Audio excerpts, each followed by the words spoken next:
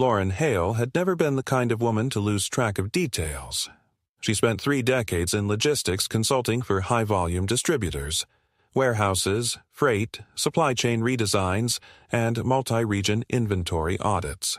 She was the person who got called when things were falling apart and nobody knew where the problem started. Years of being the quiet mind in crisis trained her to watch for patterns, anticipate bottlenecks, and, above all else, take ownership of space. When she retired early, it wasn't because she was tired. It was because she'd had enough of fixing messes for companies that never learned.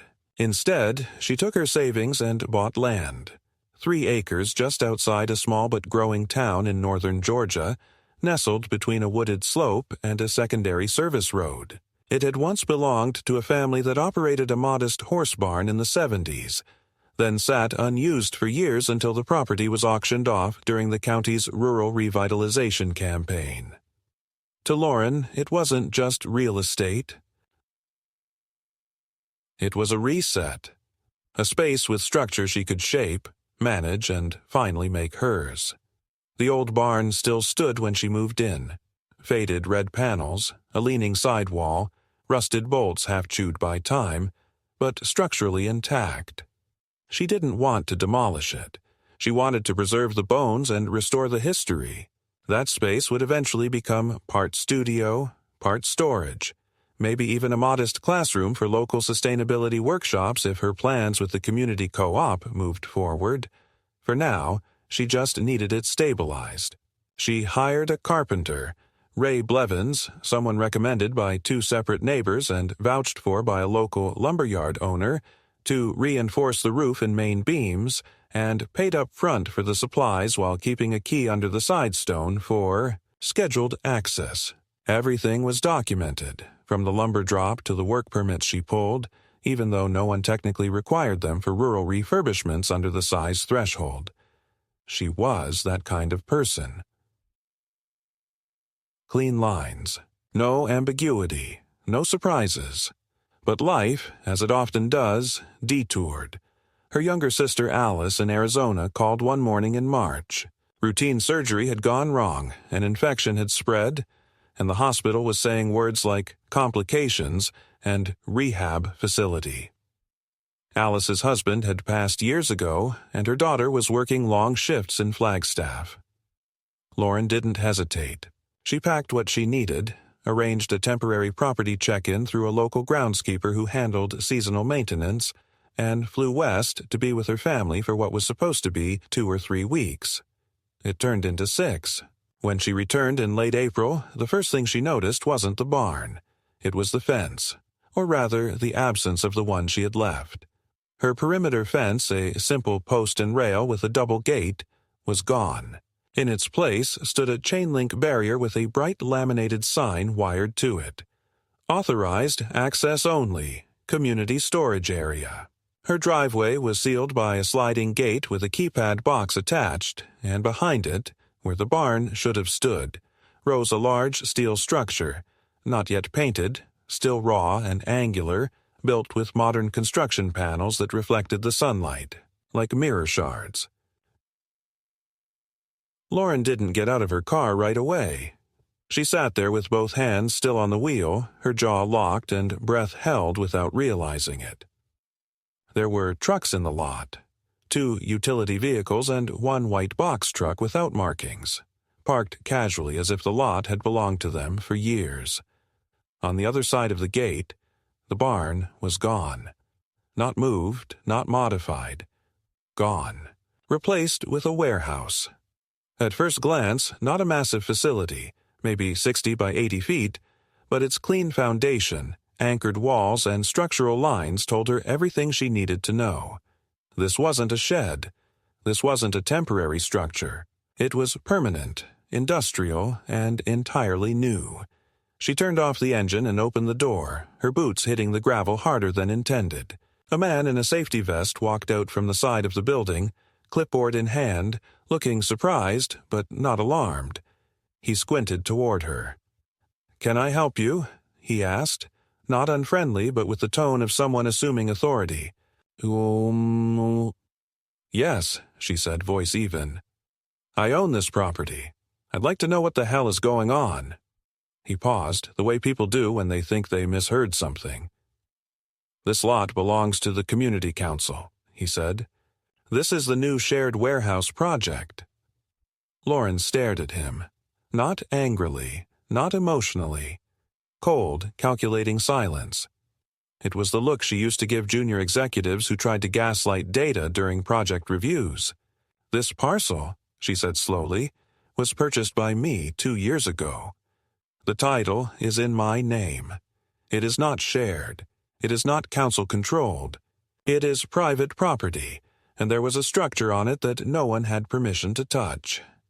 The man raised his clipboard slightly, as if shielding himself from blame.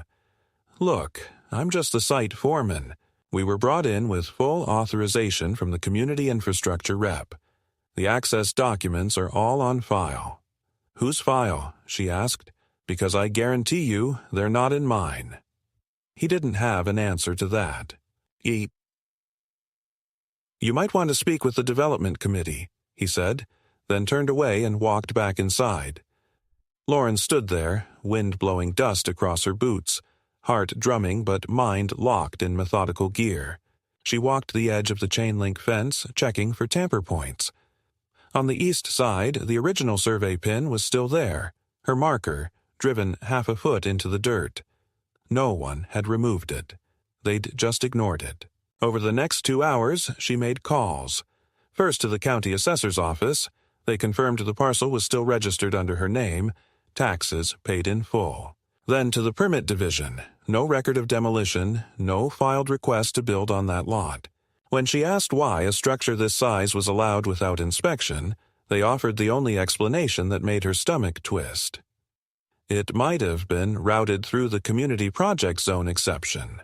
If someone submitted it as part of a broader local enhancement initiative, it might have bypassed traditional processing. Bypassed. The word rattled. She wasn't angry yet, not emotionally. She was dissecting the process, the silence, the negligence, the absurdity. She took photos, dozens of them, of the foundation, the lock system, the fencing, the trucks. She didn't touch anything. No confrontation. Just data collection. Because data, unlike people, didn't lie. It wasn't until she returned home, sat at her kitchen counter, and opened the manila envelope marked Site Documents, March, from her groundskeeper, that the first spike of betrayal pierced cleanly through her chest. Inside were a handful of receipts, fertilizer, gravel maintenance, a minor plumbing fix, and one glossy flyer folded into quarters. It showed a rendering of a new facility. Community Cooperative Shared Storage, Spring 2024 completion. And beneath it, in small print, located on Southeast Sector Parcel B. That was her parcel. They'd labeled it, redefined it, and published it. Not one call, not one email, not a whisper. She leaned back in the chair, flyer in one hand, the other flat on the counter, holding herself still. The barn was gone. Not by accident, not by force, but by assumption. Someone, somewhere, had decided she was absent long enough to be irrelevant, and that decision had cost her everything she built. And now, it was her move. Lauren didn't sleep the first night back. Not from rage, not from confusion, but from the flood of strategy calculations her brain refused to stop running. She was methodical by nature, but this situation wasn't a question of missed deliveries or routing inefficiencies. It was personal. Someone had taken her land, replaced her structure, fenced it off, and acted as if her ownership didn't matter. She wasn't looking for comfort. She was looking for leverage. At dawn, with a cup of strong coffee cooling beside her, she spread out everything she had: deed, tax records, photographs, and the flyer. She made a list. County assessor, already confirmed her ownership. Building permit office, no permits on file. Zoning office, likely the bypass pathway. And community council, the unknown variable. That last one, she realized, would be the hinge. The community council wasn't a formal government agency. It was a hybrid, part neighborhood management group, part regional development lobby, part unaccountable volunteer club with a rotating cast of representatives. Unlike proper municipal bodies, it wasn't subject to rigid procedural transparency. They held monthly meetings, but their documentation was inconsistent and their jurisdiction was fluid. If they wanted to launch a bike path, beautify a retention pond, or build a shared maintenance facility, they could pitch it under a grant, slap a stamp on it, and move forward if no one objected. Lauren had never registered with them, had no contracts or correspondence with any of their members, and hadn't attended a single event. That, she now saw, was her first mistake. Silence, in their view, was not neutrality. It was consent. By mid-morning, she was walking up the steps of a small converted schoolhouse that served as their administrative office. Inside, the receptionist, a young woman barely out of college wearing a fleece vest with the council's circular logo, greeted her with programmed politeness. Lauren stated her name and business without hesitation. The receptionist scrolled on her monitor, then frowned slightly. "I think you'll need to speak with Karen Maddox," she said. "She's the infrastructure liaison for your section. She's in today. Do you want me to see if she's available?" Lauren's stomach tightened at the name. Karen Maddox lived 2 houses over from the corner of her property, a widow in her late 50s with an unnerving smile and a tendency to over-explain things. She had once cornered Lauren in a grocery store parking lot to ask why she didn't come out more for the street mixers. Lauren had declined politely and moved on. She hadn't thought of her since. Now, apparently, Karen was the gatekeeper to her stolen land. She waited in the council's reception area for 17 minutes. The office was clean, over-decorated with photos of community projects, painted benches, dog parks, tool-share boxes. All smiles and flowers and virtue. When Karen finally appeared, she was dressed in a navy blazer, pale pink blouse, and a pastel scarf tied too tightly at the neck. Her hair was perfectly arranged in a silver blonde bob that didn't move when she walked. Her voice, when she spoke, was a practiced mix of sympathy and restraint. "Lauren, goodness, I heard you were back. I meant to stop by, but things have been hectic. Why don't you come into the conference room? We can talk."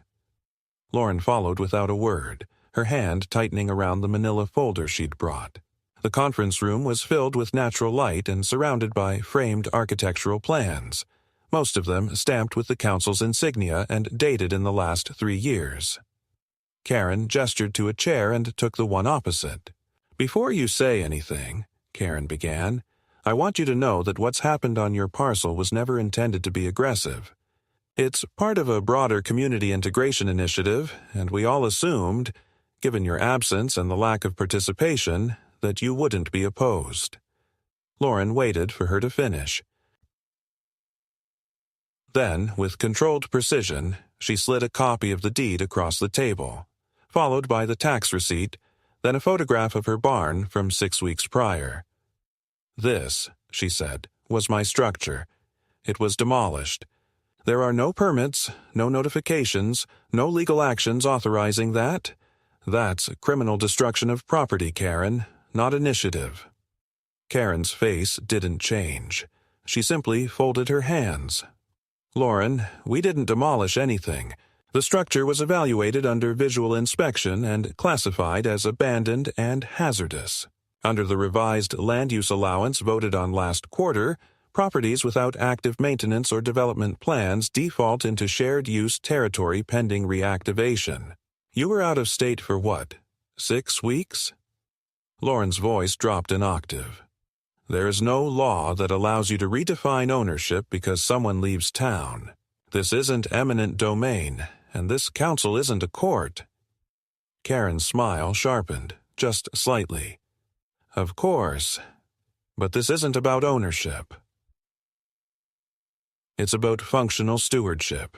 You left an unused structure in disrepair on an underutilized tract. You've never attended a meeting, never responded to requests to join our resource-sharing map, and when the community needed a central facility to store shared equipment and relief supplies, your land, vacant, idle, and adjacent to public use. Corridors was selected by the Oversight Board. It's not personal. Lauren leaned forward, her voice low but firm. You tore down my barn. You built a warehouse. You installed fencing and security. And you did all of it with zero legal authority. Karen exhaled gently as if soothing a child. You can file a property action request. That's the proper channel. But I should warn you, those can take months. During that time, the facility will be operational, and public use easement rights will begin to apply under rotational asset laws. That will complicate any restoration claims. Lauren didn't reply. She stood up, gathered her folder, and walked out without shaking hands. Karen called after her, still pleasant. We're all neighbors here, Lauren. Let's try to keep this civil. That phrase stuck in her head like a barb. Civil. It was the polite word people used when they'd already decided they were going to bulldoze you and wanted you to thank them for it.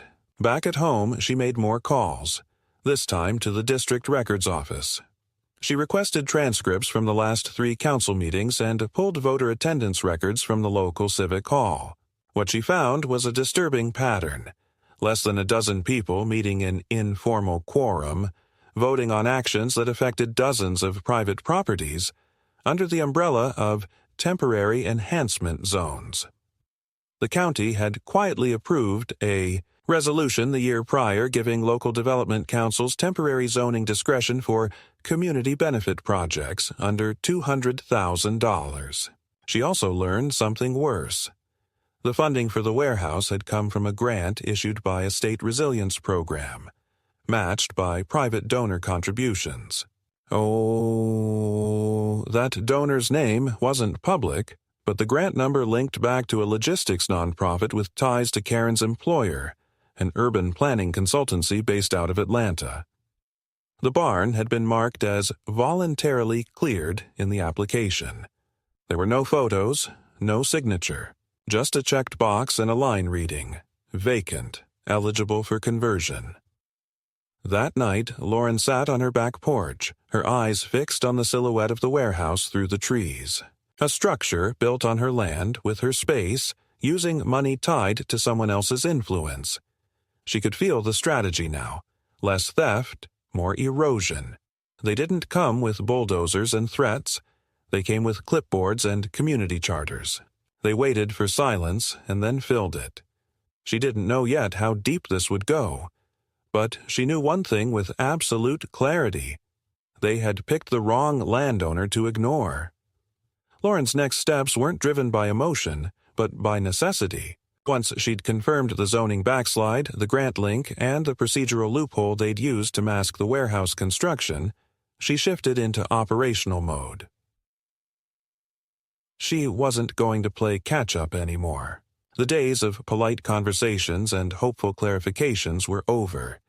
They had crossed a line that couldn't be softened by local niceties or repackaged as civic goodwill. Her barn wasn't just wood and storage.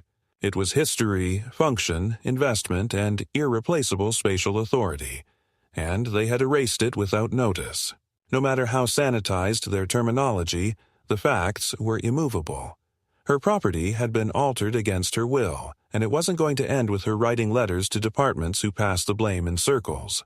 She contacted her attorney, not the one who handled her house closing, but a new referral from a former colleague who had done high-level infrastructure litigation. Her name was Marta Dunn, and she specialized in property encroachments involving semi-governmental community groups. During their first phone call, Marta didn't offer optimism or comfort. She asked for documentation, timelines, names, photos, and grant numbers.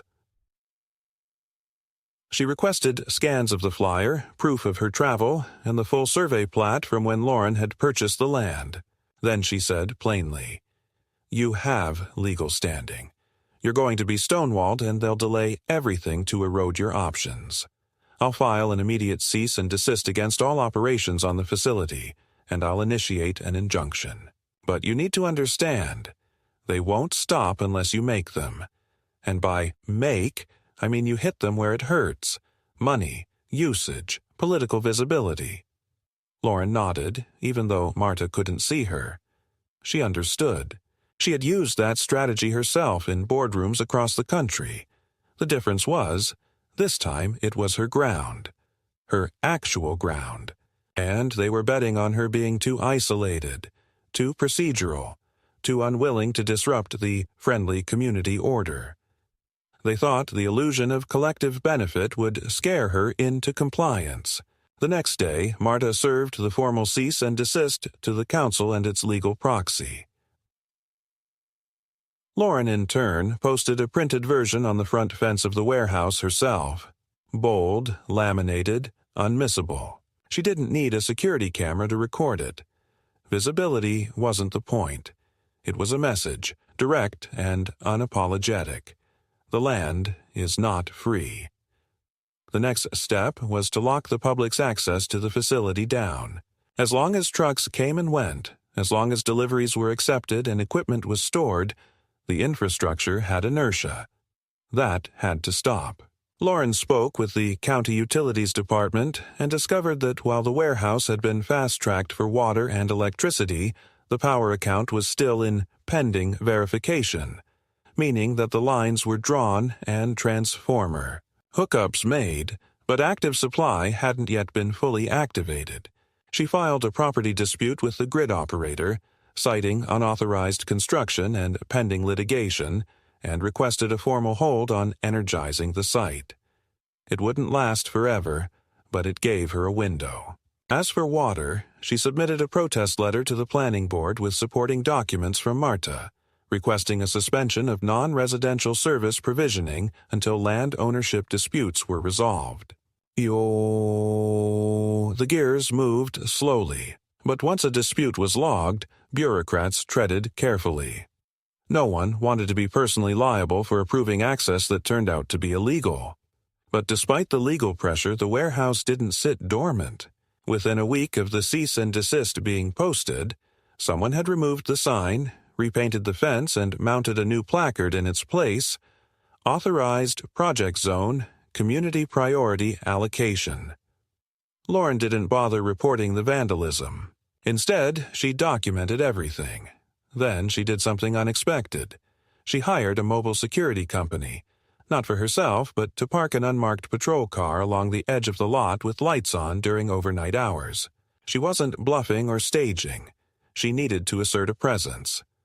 The driver wasn't armed. They didn't confront anyone. But their visibility changed the dynamic. It disrupted the rhythm of unauthorized deliveries. It created doubt. Were they being watched? Was the site under review? The illusion of control was cracking. Then came the retaliation, not loud or dramatic, but methodical. Overnight, trash bins began appearing along the road that bordered Lauren's land, half-filled, tipped over, loaded with broken pallets and warehouse waste. Someone dumped a full bag of insulation offcuts near her southern fence. No tags, no markings. But Lauren had seen this tactic before. It was petty intimidation wrapped in plausible deniability. Marta confirmed as much when she visited in person the following Monday. "They're testing you," she said while standing near the edge of the gravel. "They want you to escalate, to look irrational. Don't take the bait, let the paper trail speak." Still, Lauren knew she couldn't let it stand. That same week, she arranged for a commercial cleanup team to sweep the perimeter and photograph every piece of waste, uploading it to a geotagged incident log. She submitted the log to the environmental office with a formal request for illegal dumping surveillance. It wasn't about the garbage. It was about what it implied, that she was alone, vulnerable, and wouldn't respond. That illusion, too, was now broken. The final blow in that round of escalation came quietly. On Thursday afternoon, Lauren received a certified letter from a logistics contractor. The letter thanked her for hosting the warehouse facility and enclosed a copy of the monthly lease agreement made on behalf of the community council for the use of the land for storage and light freight coordination. It outlined terms of access, liability limitations, and operational windows. It was signed by Karen Maddox as site coordinator and co-signed by a managing director from a mid-tier shipping company Lauren had never heard of. Her name, notably, appeared nowhere on the agreement. The implication was staggering. They had not only taken the land, they had monetized it. Lauren read the letter 3 times, then carefully folded it and placed it in the envelope with a yellow sticky note. Evidence, unauthorized lease. She knew what they were trying to do. Once financial interests were in play, things got murkier. Contractors, if made to believe she had consented or was complicit, could become hostile or reluctant witnesses. Liability would spread, blur, diffuse. She called Marta. "They're renting it out," she said. "They're making money off my property while telling me it's for community use." Marta didn't sound surprised. "That's your leverage. They've gone from procedural violations to profit-driven trespass. We can hit them with unlawful enrichment, pursue retroactive damages, and file for constructive eviction of any tenant entity. It gets complicated, but it gets loud." Lauren nodded. She was ready for loud. The tipping point didn't come in a dramatic courtroom scene or a flurry of official responses. It arrived as quietly as the theft itself had, slipped between other tasks, obscured by language designed to pacify rather than clarify. One of Marta's paralegals, while cross-referencing public filings related to the infrastructure grant that funded the warehouse construction, uncovered a document labeled innocuously as a Community Parcel Agreement, Form 12A. It had been filed with the State Development Archive and dated nearly 2 months prior to Lauren's return from Arizona. At first glance, it looked like routine supporting paperwork. But in the column marked Parcel Contributor Acknowledgement, there was a single line beneath Lauren's parcel number that changed everything. Acknowledged via implied easement by non-contestation. It sounded bureaucratic, even dull. But to Marta, it was the smoking gun. "This is where they're hanging their entire justification," she explained during their next call. "They're saying you didn't contest the public notice during the filing window, so you must have consented by silence, which of course is ridiculous, because you were never notified. They didn't mail anything, didn't publish in the paper with your name attached, didn't even post signage that met the minimum legal threshold. But now it's in writing. They're weaponizing your absence as proof of agreement." Lauren didn't respond for a long moment. It wasn't that she was stunned. It was that something had crystallized in her mind, finally and irreversibly. They had gambled not just on her silence, but on her isolation. They knew she was alone. They knew she hadn't integrated into the local fabric, and they'd calculated that if they dressed the theft in enough soft language, community improvement, shared logistics, collective enhancement, no one would question it. They had buried the trespass beneath layers of optimism and vague legal language, confident that she would either give up or be too late. But now, the paper trail was theirs. The very document they had leaned on to build their case became the hinge that would turn the door back against them. Marta filed a formal motion for revocation of the easement claim and submitted an emergency request for injunctive relief to halt all activity on the warehouse property. But it was Lauren who made the next move, and it was one they hadn't expected. Instead of pulling further into legal defenses, she expanded the field of play. She contacted the county agricultural office and reported the warehouse for zoning incompatibility, citing that the parcel was designated under semi-rural classification and thus not approved for commercial freight operations. She requested an environmental impact inspection on the grounds that the construction had disturbed runoff flow into the adjacent slope, which bordered a seasonal water path. She brought in a soil engineer, paid out of pocket, who verified that compacted vehicle movement had compressed critical root systems in the eastern tree cluster bordering the warehouse, potentially affecting their stability and long-term viability. It wasn't just about reclaiming the land anymore. It was about holding them accountable for what they had damaged. In response, Karen Maddox and the council issued their first public statement. Posted on the bulletin outside the administrative office and later replicated in a neighborhood email thread, it read as a gentle clarification rather than an admission of overreach. It praised Lauren's past support for land care and framed the warehouse as a misinterpreted but well-intentioned effort to address equipment shortages following last winter's storm. No blame was taken. No apology offered. The final paragraph asked the community to remain respectful and patient as we navigate the confusion. The problem was, confusion had never been the issue. Intent had. And now, the tone of the message revealed more than its content. They were on the defensive, trying to reposition themselves before the backlash could form. That became clearer when Lauren received a visit, unannounced and awkward, from one of the council's younger volunteers. A man in his 30s with too much cologne and a clipboard clutched like a shield. He didn't introduce himself by name, just said he wanted to talk about resolving some of the land tension. Lauren invited him onto the porch but didn't offer a seat. He stood the entire time, visibly uncomfortable, and eventually explained that the council would be willing to revisit the cooperative use designation if Lauren would consider signing a temporary shared use agreement for just a year, maybe, and less, until the situation calms down. The language was vague, but the threat behind it wasn't.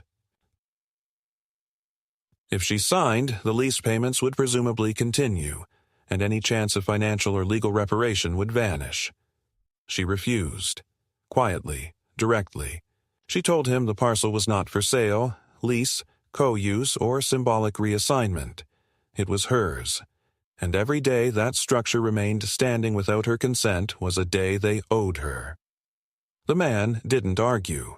He just muttered something about her being very firm, and left with a sweat patch visible down his back. That night, the lights in the warehouse stayed off and the gate remained closed. There were no trucks, no movement. Whether it was a delay or a retreat, Lauren didn't know. But something was changing. Marta confirmed it the next morning. The injunction had been accepted for review. If granted, it would halt all operations, freeze financial agreements, and potentially require demolition depending on the court's findings. But more importantly, Marta had discovered something else. Karen Maddox was not just the liaison for infrastructure. She was on the board of directors for the very nonprofit that secured the Resilience Grant. She had signed the funding request, the project roadmap, and the post-installation progress summary. She had, in essence, funded a private operation with public money, built it on stolen land, and profited through rental payments, all while hiding behind the language of community benefit. It was enough to bring everything into question, enough to turn what was once considered an overzealous civic project into something closer to quiet fraud. And for the first time since returning from Arizona, Lauren felt it. The tide was starting to shift. They had overreached, and now, finally, they had something to lose. The days that followed were marked by an eerie kind of stillness, the kind that doesn't soothe but signals something waiting beneath the surface. The warehouse sat dormant. No trucks, no movement. No flicker of life from inside the metal shell that had, only weeks ago, hummed with activity. Lauren knew better than to interpret that silence as surrender. In systems like these, where procedural overreach protected itself with layers of plausible deniability, the first retreat usually meant recalibration, not remorse. Marta echoed the sentiment during their next call. "They're circling the wagons," she said. "They know the injunction could stick. They know your property rights are valid.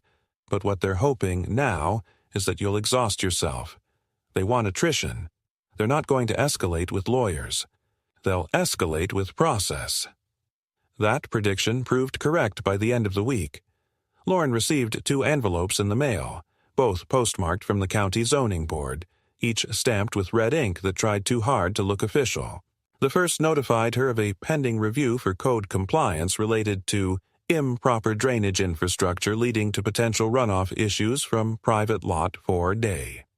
The second was a courtesy notice advising that a neighbor had filed a concern regarding unsecured materials and potential blight. Both were marked as initiated by community observation and came with vague directives to remediate conditions or submit a formal compliance plan within 14 days. The language was soft, but the meaning was clear. They were coming for her land from another angle. What stunned her most wasn't the accusation. It was the calculated inversion of reality. The very people who had bulldozed her barn, compacted the soil, altered the topography, and constructed an illegal warehouse were now accusing her of mismanaging runoff. And the unsecured materials? The only items outside her home were half a dozen wooden stakes and a roll of caution tape left by the surveyor. Marta reviewed both notices and laughed dryly. It's retaliation, disguised as regulation. They're hoping to build a secondary file against you so that, if this ever does go to court or into mediation, they can point to a documented history of complaints to justify why the parcel was used temporarily for the public good. It's flimsy, but if you let it stand, it can accumulate weight. Lauren didn't let it stand. She brought in a hydrologist, an old university contact who now ran a private environmental firm, and commissioned a formal assessment of her land's drainage profile, both before and after the warehouse construction. The results were unequivocal. The warehouse's placement and foundation grading had altered surface flow, redirecting storm runoff toward her original fence line and creating pooling that hadn't existed prior. The blight accusation was even easier to dismantle. She sent a photographer to document her lot and included timestamps alongside aerial shots from Google Earth taken just before her trip to Arizona. No materials, no mess, no blight. She attached both reports to a written response and submitted them through Marta's office, along with a letter formally requesting a public hearing if any further enforcement action was pursued. But just as quickly as she closed one front, another opened. The following Monday, Lauren received a call from her insurance carrier. The voice on the other end was overly pleasant, too scripted. After verifying her details, the representative informed her that her rural property policy had been flagged for review due to a discrepancy in land use. When she pressed for clarification, the representative read from a note in her file. Potential light industrial operation reported on insured premises. Policy to be reevaluated based on updated usage. Lauren kept her voice flat. There is no industrial operation on my property. There is an unauthorized structure, currently under legal dispute. You are not to take any action based on inaccurate third-party claims. The representative offered a polite non-answer and hung up. The next day, she received a notice in writing. Her policy would be modified in 60 days unless the land use designation was formally corrected. It was more than just harassment now. It was coordinated attrition. The council, through Karen or others, had begun planting quiet flags on every system connected to her property. Zoning, insurance, compliance, and probably, soon enough, taxation. Each move on its own was small, almost defensible. But layered together, it created a paper wall that could become more suffocating than any fence. And yet, despite it all, Lauren didn't retreat. She adapted. She filed a counter-report with the state insurance ombudsman, including the ongoing litigation, and demanded a freeze on reclassification. She sent a copy of the injunction paperwork to the zoning board and requested a protective hold on her parcel pending judicial review. And she began working with a land use consultant who specialized in legal land stewardship rights, someone who had battled similar council-driven overreaches in other parts of the state.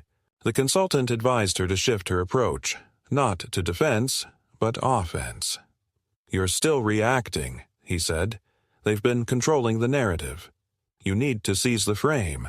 Make them the ones explaining. Make them the ones defending. So Lauren did.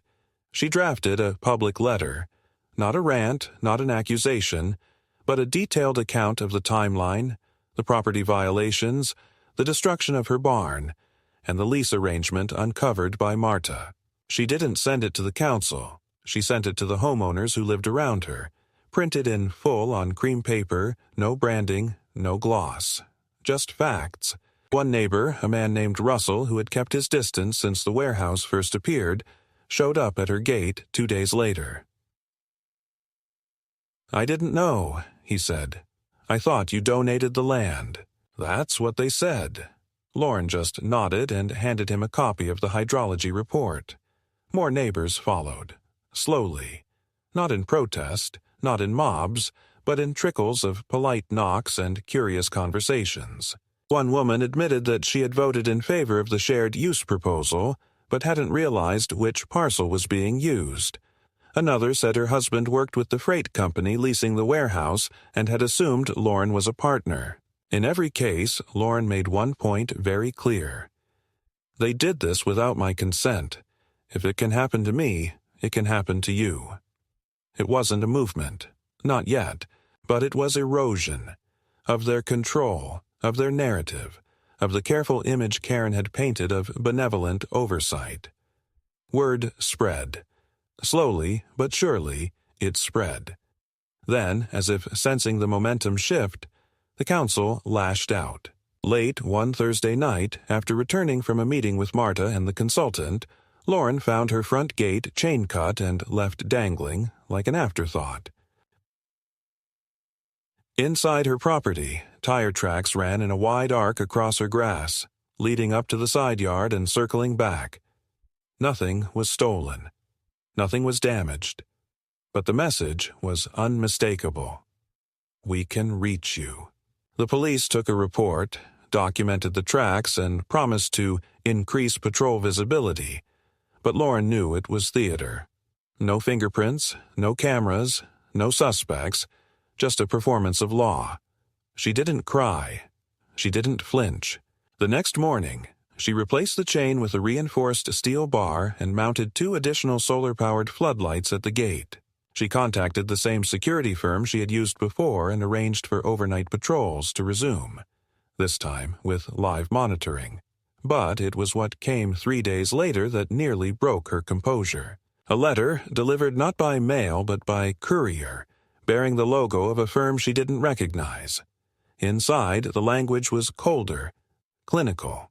It referenced the warehouse as active infrastructure of strategic civic importance, warned that continued interference or obstruction of operations could result in civil penalties, and, more chillingly, cited a subsection of the emergency logistics provision that allowed the temporary suspension of private landowner access if a structure served critical regional function.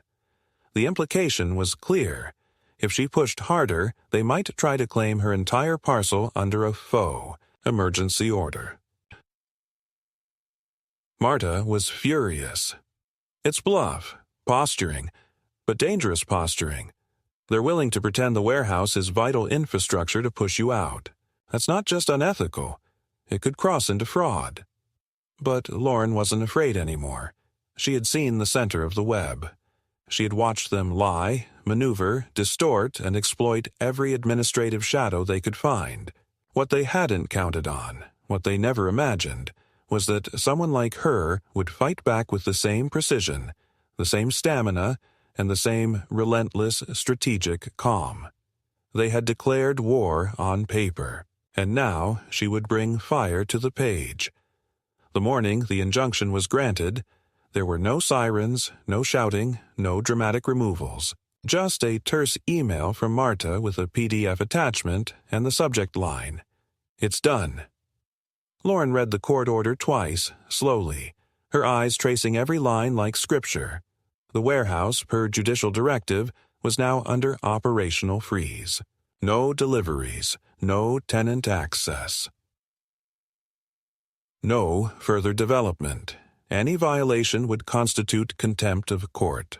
More importantly, the order acknowledged the legitimacy of her ownership. the impropriety of the structure's erection, and the reasonable evidence of procedural overreach, property interference, and illicit land use monetization. It was validation, not just of facts, but of the unspoken battle she had been fighting since the moment she returned from Arizona. One not of law versus chaos, but of order versus manipulation wrapped in civility. She printed 3 copies and posted them. One at her gate, one directly on the warehouse fence, and one taped to the side of the council's office door. No confrontation, no message, just the order, crisp and blunt in its authority. A boundary had been drawn. The land was hers, and now it was a matter of enforcing the reality that should have never been contested to begin with. But Karen Maddox wasn't finished. Within 48 hours, a counter-motion had been filed, not to overturn the injunction outright, but to request a temporary operational exemption on humanitarian grounds. The attached documentation, dressed in the same vague, virtuous prose, Lauren had come to recognize, claimed that the warehouse had been intended not only for community tool storage, but also for temporary housing supplies in case of flood displacement. No photos were attached, no inventory listed. But the language was deliberate. Words like resilience, climate preparation, and vulnerable populations were peppered liberally throughout the motion. They were trying to cloak the structure in a mantle of nobility, to make Lauren look like a self-centered obstructionist in the eyes of the court. Marta anticipated this. She had already filed an addendum to the original injunction that included photographs of the actual warehouse interior, taken just days before the site froze, showing racks of commercial packaging equipment, pallets, and branded shipping crates. Not blankets, not water bottles. Freight. It wasn't a relief depot. It was a distribution node. The contradiction was damning. Still, the court allowed a hearing. Lauren sat in the gallery, 1 row behind Marta, while Karen took the stand. She was calm, pleasant, smiling the entire time, wearing a soft gray dress that made her look maternal, almost harmless. Her tone was apologetic, her manner deferential. No. She acknowledged that some procedural corners may have been cut, but insisted they acted in good faith, believing Lauren's lot to be unutilized, possibly dormant. She referred to Lauren not by name, but as the prior private title holder.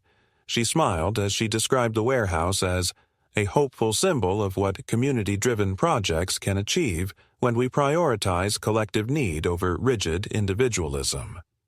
Marta was surgical in response. She dismantled Karen's narrative piece by piece, using council records, financial disclosures, and the grant filings to expose the contradictions. Then she presented the lease contract, the one that showed a freight company paying a monthly rate to the council. Finally, she dropped the final thread, Karen's position on the board of the nonprofit that funneled the grant. The judge, a man with the tired eyes of someone who had seen decades of bureaucratic gymnastics, leaned back in his chair and asked only one question. Was the land ever transferred legally, either by deed, sale, or easement agreement signed by the owner? Karen hesitated. There was implied consent. That's a no, the judge said. And just like that, the moment cracked. The illusion fractured. Karen didn't flinch, but the gloss in her composure dulled. The court declined the motion for exemption. The warehouse would remain closed, and the council was formally instructed to cease all references to the parcel as public access infrastructure. A fine was imposed for violation of construction permit protocol. It wasn't large, but it was loud. But the story didn't end there, because the court ruling, while just, didn't erase the structure. The warehouse still stood, monolithic, cold, and echoing Lauren's violation, and there was no immediate ruling requiring its removal, only that it could not be used, developed, or misrepresented. Lauren stood at the fence that evening, just after sunset, the court order still posted in its protective sleeve. A gust of wind rattled the metal siding of the warehouse like a warning. She didn't want to destroy the building. She wanted to erase the lie that birthed it. So she did something that neither Marta nor the court had suggested. She began reconstruction. The next morning, she filed a notice of private landowner restoration intent with the county. She outlined her original plan to restore the barn and attached photos from before the demolition. She submitted her own site analysis, drainage map, and timber specifications. Then she hired a crew, independent, not local, and instructed them to begin preparing the west edge of the lot for structural resurfacing. She wasn't asking. She was asserting. The building stood, but the land belonged to her, and she would use it. The council tried once more, this time through a letter from their legal proxy, warning that unilateral construction within a contested parcel may result in renewed review. Marta responded with 2 words: no longer contested. She included the injunction ruling. The letter went unanswered. Karen vanished from view. No emails, no statements, no visits. Rumor had it she had taken a leave from the council. Others said she'd been quietly asked to step back until the situation was resolved. Lauren didn't care. The war had already been fought. The structure, the politics, the erosion, it was all on record now. She had faced a system that tried to scrub her from the map, and she had refused to vanish. As the foundation for her new structure was poured, she stood beside the crew, watching the cement smooth into place, steady and silent. Not revenge, not spite, just reclamation. And that was enough. The warehouse stood like an empty monolith, untouched, unlit, and locked under legal freeze, casting long shadows across Lauren's land as summer slipped into its final stretch. There was no grand announcement, no public apology, and no official demolition order, only silence. But in that silence, something shifted. The emails from the council stopped arriving. The backdoor communications with city departments ceased. Even the passive-aggressive citations and veiled warnings vanished. What had once felt like a carefully orchestrated campaign to dislodge her grip on the land collapsed into inertia. It was the same tactic turned against itself. Attrition now working in Lauren's favor. And she knew better than to mistake the quiet for closure, but she also understood that power structures like these didn't end in explosions. They eroded grain by grain until there was nothing left to hold them up. Karen Maddox never reappeared. Her name was quietly removed from the council's website, and someone else began signing community updates with neutral phrasing and far less enthusiasm. At a neighborhood meeting weeks later, one Lauren didn't attend but received minutes from, Karen's resignation was mentioned only in passing, attributed to personal time and wellness refocus. No one publicly questioned it. Privately, several residents reached out to Lauren with carefully worded messages, some apologizing for their silence, others expressing vague sympathy. None of it felt like vindication. It was damage control masquerading as community. The warehouse remained sealed, its steel facade aging beneath the southern sun. Lauren didn't touch it, not because she feared reprisal, but because she wanted its presence preserved, for now, as proof of what had been taken and what had been reclaimed. Her own construction on the western stretch of her property progressed quickly. It wasn't a barn in the traditional sense anymore. She'd redesigned it with functional lines and reinforced elements, part storage, part studio, part quiet resistance. Every beam, every nail, every brick laid was a statement. You don't get to erase people because they choose not to shout. When the building inspector arrived to close out the final permit, he lingered at the edge of the property longer than necessary, clipboard in hand, glancing occasionally at the shuttered warehouse nearby. He said nothing, just nodded once before signing the paperwork and handing it over. As he left, he said, "It's good to see someone take their space back." It wasn't a compliment. It was a recognition, and Lauren accepted it with a wordless nod of her own. The freight company that had signed the lease never attempted to enforce it. After the injunction and exposure of the council's overreach, their involvement became a liability. They released a formal statement citing miscommunications with the local authority and dissolved their temporary service arrangement. Within a month, their crates were removed discreetly by a third-party carrier. No logos, no confrontation, just quiet extraction. By autumn, only dust remained inside the hollow building. Lauren made no speeches, no social media posts, no pleas for sympathy. She let the records speak. The court filings, the environmental reports, the injunction, the withdrawn grant, the insurance restoration, each step a page in a story she never wanted to write but refused to let be authored by someone else. And in that process, she realized something deeper. They had tried to strip her not just of land but of agency. They had dressed it in smiles and community language, banking on her being too removed, too introverted, too careful to fight back. But they never understood who she really was. Not a recluse, not a silent type. A strategist. A woman who didn't need to shout because she knew how to cut at the root and let the whole thing fall. Winter came slowly that year, gentle and dry. The trees along her border stood taller, unbothered by the passing storms. One morning, standing at her porch with coffee in hand, Lauren watched the frost collect across the roof of her new structure. There was peace in it, but not the naive kind. Not the peace of forgetting, but of surviving. A grounded, earned quiet that came from knowing exactly what had been taken, and having the strength and knowledge to take it back. And while the warehouse still stood, she knew eventually it would fall. Whether by weather, time, or court mandate, it would be removed. Until then, it remained what it had always been, a monument to audacity, and a warning to anyone who might confuse silence for surrender.